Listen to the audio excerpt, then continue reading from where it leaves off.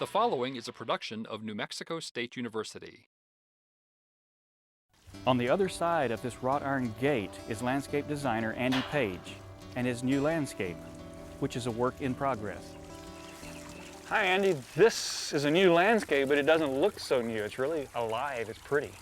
Yes, we're coming to the very end of the progress of the garden. The plants, trees have been in for about a year. We're finishing up a lot of the interior of this courtyard for right now. And the only thing left to do is to put in the decomposed rock, and that'll be the finishing touch to everything. And what's your design concept for the courtyard area? Well, the courtyard is here to make a transition from the outside of the yard, the traffic on the street, and to give you kind of an oasis before you get to the front door.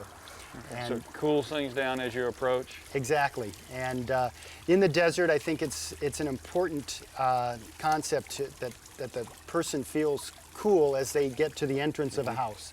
So with a water feature, concentration of plant material, you're able to create that feeling for people. And it's also a great place to have a morning breakfast in the shade and share a bagel and some coffee. Interesting. I know you've got children, so the backyard is probably designed for them. The Xeriscape principle says if you have a lawn, it should be appropriate to the purpose in type of grass and size, and it looks like you've got just the right thing for children to play. Yes, I wanted to devote enough space in here so that we could have a nice soccer game or play croquet on Christmas Day, but make it appropriate so that it doesn't overwhelm and we're not using more area than we need to for the grass. And it's sunken so it catches water?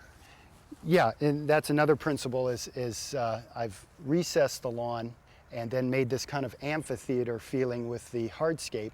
And the function of that is the ball stays in this area, doesn't end up in the cactus. The other thing is we've done some amendments to the soil so that it drains a little bit extra. So if we get an extra bit of rain, that we don't have a big puddle in here. And so those are some of the things that we've done below ground.